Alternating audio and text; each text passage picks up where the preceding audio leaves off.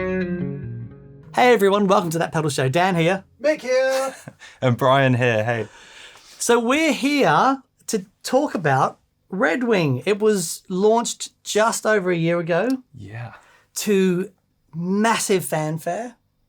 And it's been epic. So Redwing is the, what shall we say, the modulator of all things analog. Stereo analog modulator. There you go. Says it there. Says it on the... Analog stereo modulator. I've got to, hey. I've got Peter's voice screaming in the back of my head saying, don't call it a flanger. Launched a year ago. It's been amazing. Sold out. You guys have managed to make 100 more. I think a lot of them are already gone. And these will be the last that you guys are going to make for at least a while, a long time, shall we say. Yeah, Peter's taking a much needed break for a bit just to spend some time with family. And yeah, nice. Yeah. It hasn't left my board. It's been my dream flanger forever, and I can't imagine playing without it. But I'm assuming you use yours in quite a different way to me. Yeah, similarly not left the board, but I think for different reasons. And I'm excited today to go into, see how you've been using it beyond the expected. Okay. And to sort of get into some new sounds. And I mean, there's so much going on in there. It feels like I'm always finding new sounds in there. Yeah. I'll quickly show you how I've set mine up. But this is, for me, the way it works. And I also use it in a couple of different signal path variations. Okay. Right? Okay, so my basic Redwing sound is I use it, it's as a flanger, but it's sort of on the cusp of a chorus and a flanger. Okay. Which actually is where I think the Mistress sits. Well, yeah, because you've got all those famous sort of Police Andy Summers kind of things where you've got people saying, is that chorus, is it a flanger? And the reality is it's the same thing, right? Just with different delay times and the regeneration. So because Redwing has 2 delay lines, I'm going to turn one of them off because that's a really important part of my sound. So I'll just do that for now. I'm using the Hamstead RT60 and my matchless. They sound pretty glorious together. So just the amps together, no other shenanigans.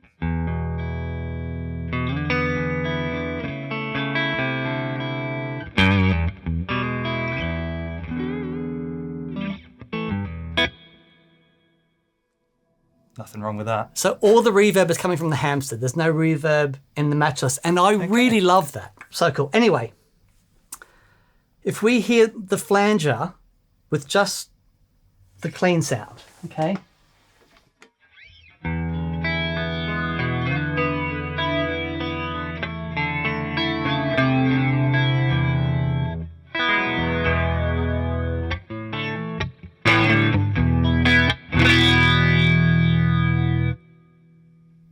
If you want a deep dive onto each control and stuff, go back to the first video that we did on the Redwing. We're not going to really get into that today, but I just want to show you that what happens when I kick on the second delay line. Right? Do you want to play and I'll flick it in? Yeah, go on then.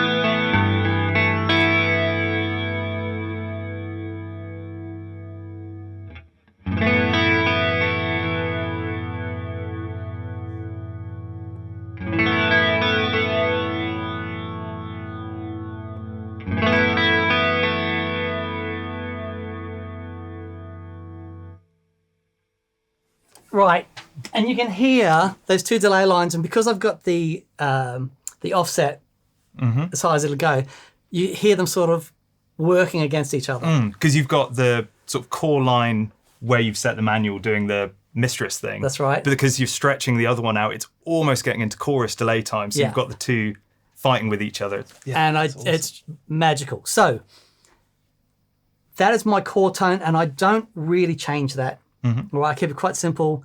I like the asymmetric waveform right in the middle. Nice. So I will use it in 2 basic scenarios. I use it wet dry. Yep. Generally, so I'll have the, interestingly, well, I think it's fascinating, but I like the flanger going into the what is generally the dirty amp, the amp with the less headroom. Right. Right? Which in this case is the matchless. So going into the couplet from Kingsley, this is that sound. And now with the flanger just going into the matchless.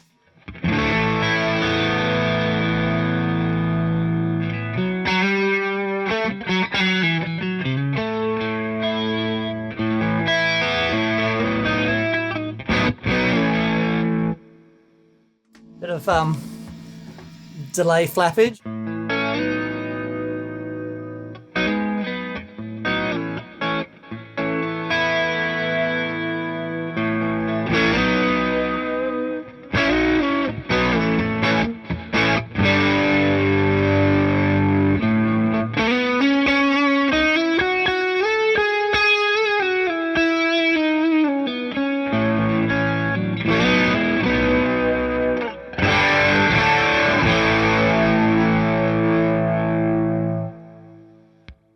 And that's basically how I have it run, wet dry. I just want to hear you play with that sound.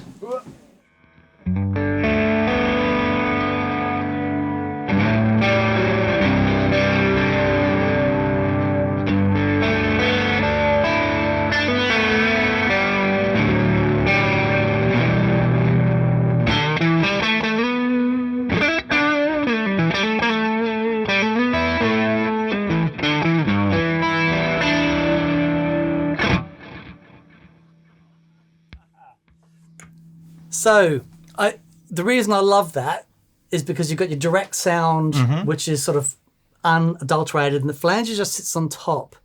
It's not overpowering. And I love that. It's always been the way I'd use the Mistress, and the Redwing just, with that extra sizzle with the 2 delay lines, it just caps it off for me. Are you running the couplet into the Redwing in that instance? Exactly. Awesome. Yeah. Man. Yeah.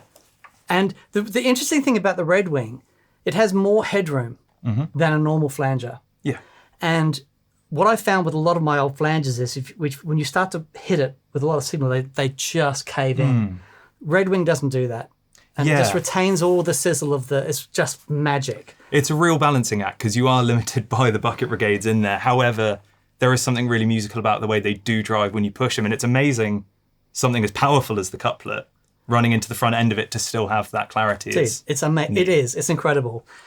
The other way that I run it, I'll grab the lead back from you, sir. So the other thing that I do is with the fuzz, and a similar thing, but then what I'll do is I'll switch the order and I'll put the Redwing before the fuzz. Okay. All right. So if I get my fuzz sound up.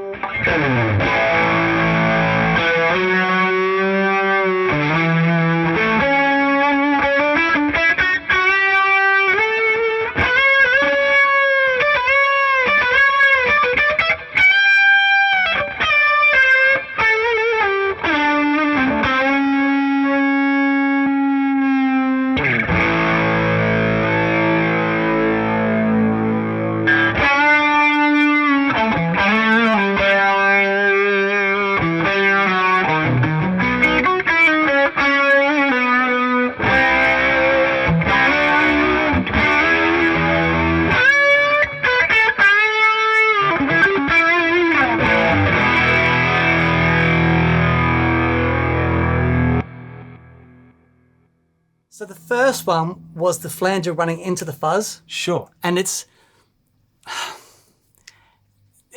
has more of a vintagey thing where the flanger becomes part of the sound. It loses a bit of the clarity, but it's a very cool thing. The second one is I switched it back, put the fuzz at the beginning, then split the signal, had the flanger just going to 1 amp, so it was just wet dry with the fuzz. Okay. So, I mean, that's the main way I run it. The last thing to say is I also do a wet dry thing with my compressor for a clean sound. So under the hood, I've got my Wampler Mini Ego, right?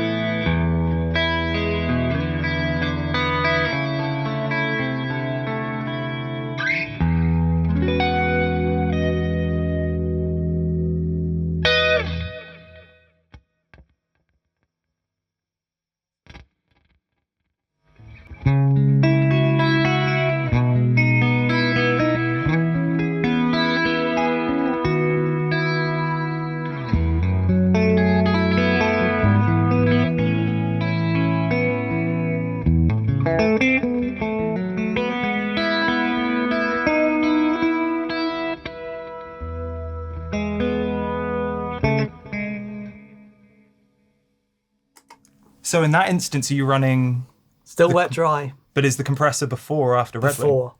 Interesting. Yeah. Yeah, so it doesn't quite squash the top end down. You still have that No, really because nice... that's the thing about that compressor. And I've been looking for a compressor that does that for a while.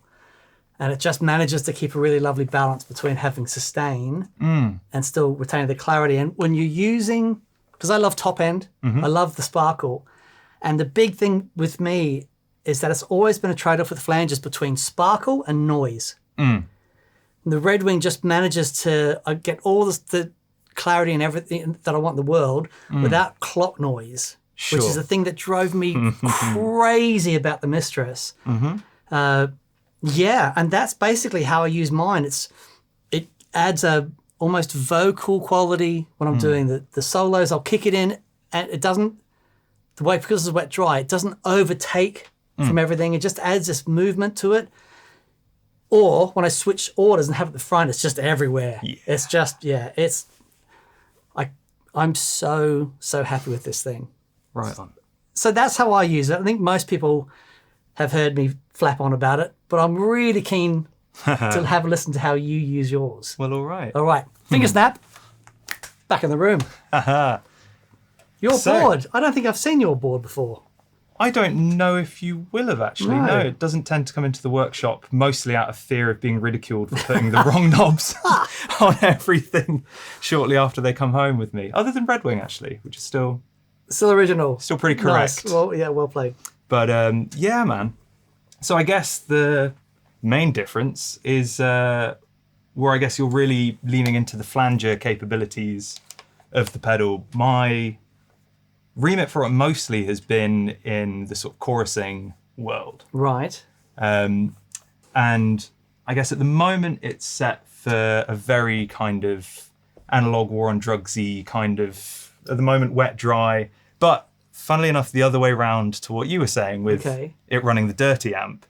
For me, what I love about it is the fidelity of it into the cleaner amp, in this case. Completely. The Artis 60. Yeah, and if I was running chorus, I'd have the same thing as well, because the size of the chorus wouldn't do well in a angry little dry amp, but it's the way that the flanger works. Yes. That top end and sibilance works with especially with the matchless. But yes, absolutely. So you're going wet dry. Where's your split? So my split is from the ABY. Yep. And that's jumping one side into the Redwing first of all. Yep. And then going down a sort of cleaner wet route. Okay. And then from the other side, there's a sort of dirty wet route, which is the slapback and the signature trem. Nice. So they get sucked up by the more sort of angry, lower headroomy, caving in kind of amp. Okay. And then the fidelity that's needed for the other effects comes from 60. So I guess the sort of popular purpose at the moment is, in this sort of instance, with a bit of delay down the one side for a really sort of washy.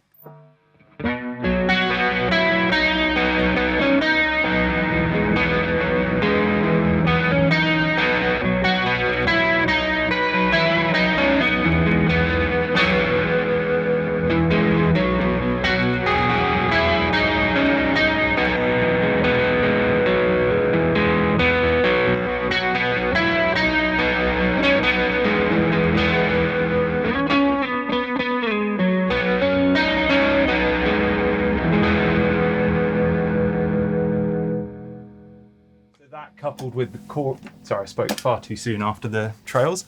That coupled with the echo and everything going on in the Hamstead just gives this extra dimension, especially when you kicked it off. It's like you lose the whole sound. Yeah.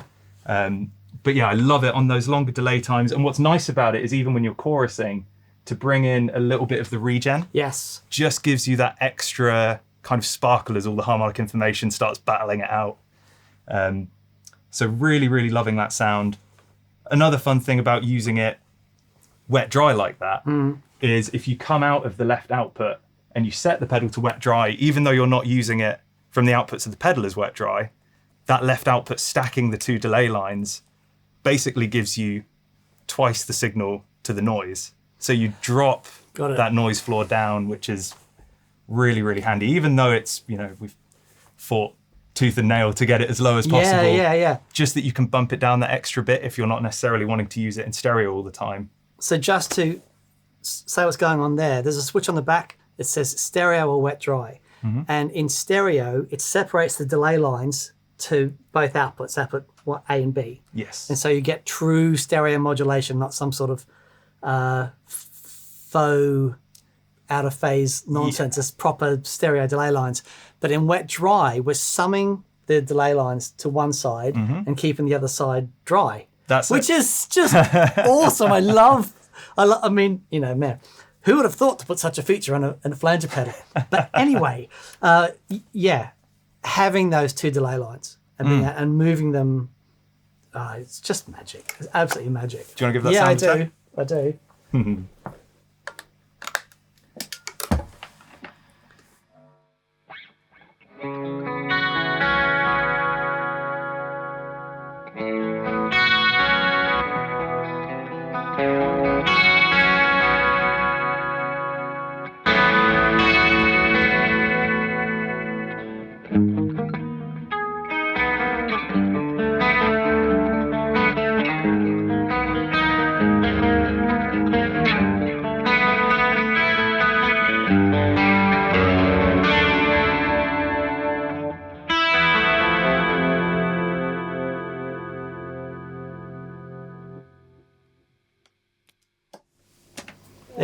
It's so good. It's huge. It's such a cool thing, and I've always struggled with chorus pedals for being able to find that kind of funny in between of having that kind of funky fidelity, the harmonic sort of craziness that you get with a flanger, while also still being recognizable as a chorus.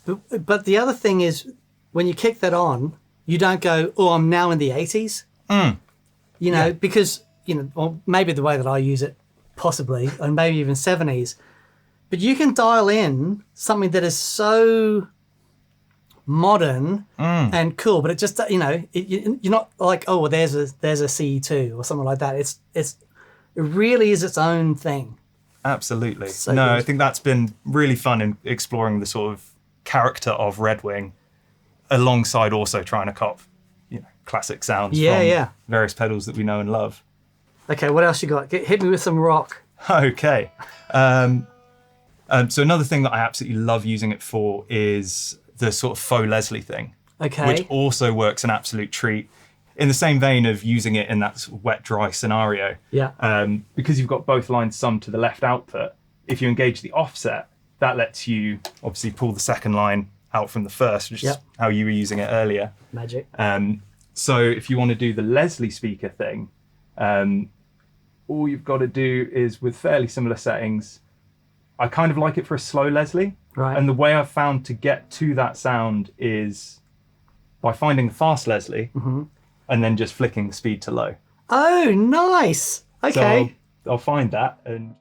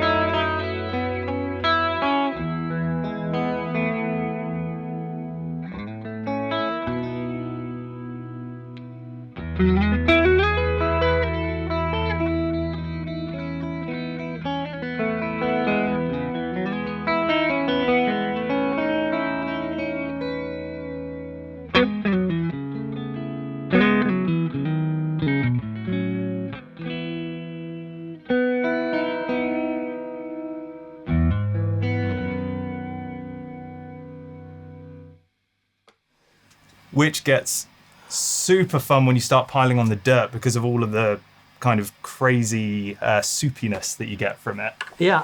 Ripping the roof off lead sound that I love from it.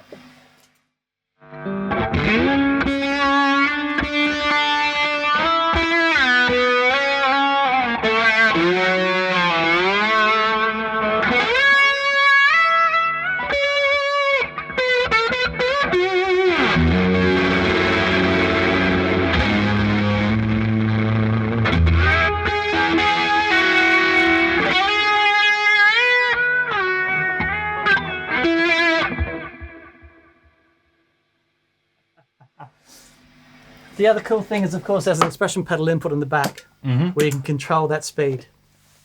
Yeah, so you can take it from fast Leslie Yeah. to slow Leslie if you want to use it specifically for that just by rocking back and forth on the pedal. It's wonderful, man. Sounds so good. So the other two uses that I really love it for is for the flanger side of things, I really like when you pull it tighter than the Electric Mistress in terms of delay time. Sure. So rather than getting, there's that kind of metallic hollowness that you get from the Mistress where it almost dips from your pick attack. The clang. Yeah. Yep. If you pull further forward than that, you just get this really interesting kind of very smooth flanging. And it's almost more like the sort of 90s like ADA kind of studio flanger thing. Yeah, okay. And I love that, especially with like a lower tuned guitar, you get into this really cool world of, it reintroduces some top end. It kind of changes how the low end feels, especially when you're running it into 2 amps. You get this really interesting interaction. So if I dial up that sort of sound, then we can give that a whirl.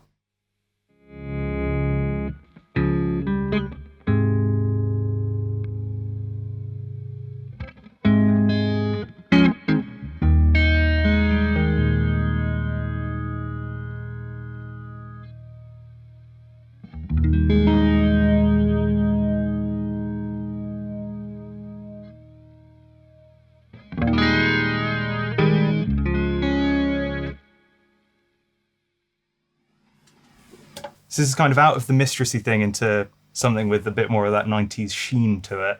Because you've got your manual set quite low, and so this is going to be really tight. Yes. Okay, all right. So we're pulling the delay time right down. Again, running the asymmetric waveform like you like. Yeah, for the flanges, when you pull the regen up, for some reason, that seems to really complement how those two kind of work against each other. But you've got the single delay line on here. Single delay line. Okay. Yeah. What's interesting with the EQ on this as well is, especially using a lower tuned guitar that's a bit muddy in the low end, if you back the bass off, it just tightens things up, cleans it up. Obviously, you can add a bit more top end back in.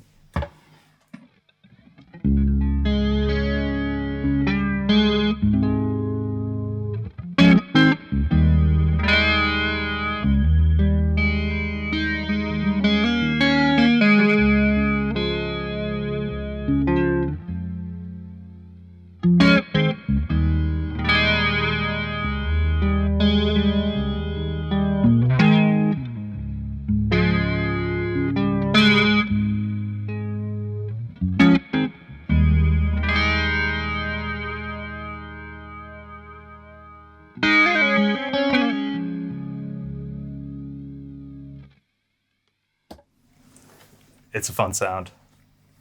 Far out, man. Do you want to grab that Nova baritone and give it a... Yeah, you know I do.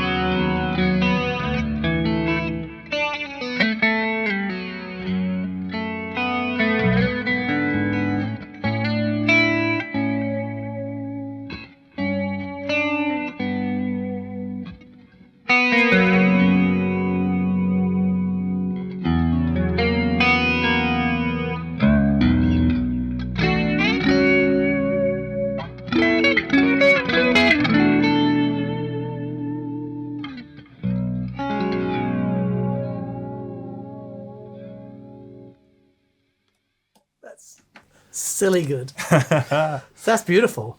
It's a lovely, lovely way to use it. And as someone that came into this not a flanger person, wow, okay. It's kind of converted me over the way. I was never something I'd sort of pull for, because it's always such a, you stick a flanger on, it's like there's a flanger on this sound. Yeah. But it really stamps its thing on it, doesn't it? Yeah. But there's a degree of subtlety that this has kind of encouraged for me. All like that sound, the blend control is so powerful because you can dial in as much as you like. So if we stick that on again and you just dial that back a bit, and until it's almost imperceivable.